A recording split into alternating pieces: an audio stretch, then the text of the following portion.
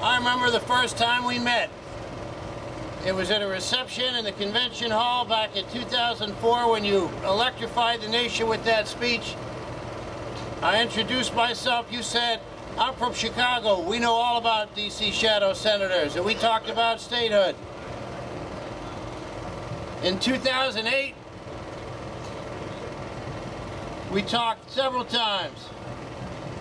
You know, it was a different time, Mr. President. You weren't taking D.C. for granted back then. D.C. residents had a tough decision to make. I mean, I'm sorry to be the one to bring this up, but let's call it out here, okay? You know, we got a great Secretary of State, and I'm glad she's doing the job she's doing, and I'm glad you had the job that you got, but for a minute there were a lot of us that weren't sure. And it was the good old folks from the District of Columbia that gave you the momentum and helped send you into a primary cycle that was important, that changed the nation, that changed our fate, that changed your fate.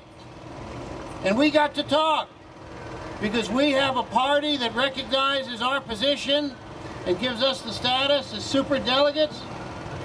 And for the first time in a long time, I got to cast a vote, and I was proud to cast it for you, Mr. President. I was proud to cast that vote for you. Yeah. And we didn't have some namby-pamby discussion about voting rights or self-determination. We used, dare I say it, on this hallowed park, we used the S word, Mr. President. We talked statehood. That word came out of your mouth, it came out of my mouth. We looked each other in the eye, we shook hands, we took a picture.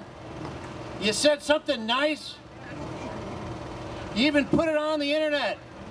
You said something about rights that I've been fighting for and rights that you would continue to fight for when you became president. Well, you became president, Mr. President. But I gotta say, I feel like we've been doing all the work in this relationship. You know,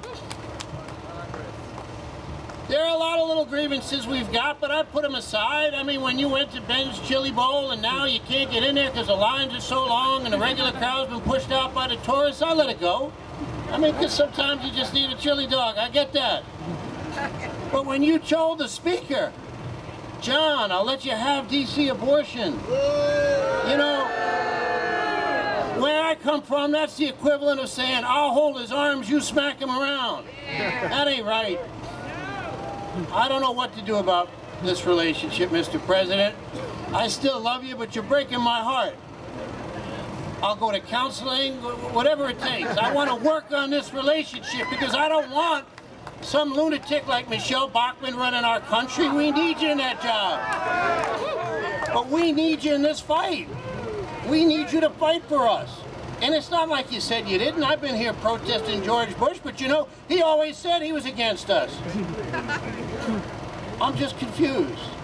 I thought we were friends. I thought we had something special. Stand up for D.C. You said you would. We've been there for you. Please be there for us.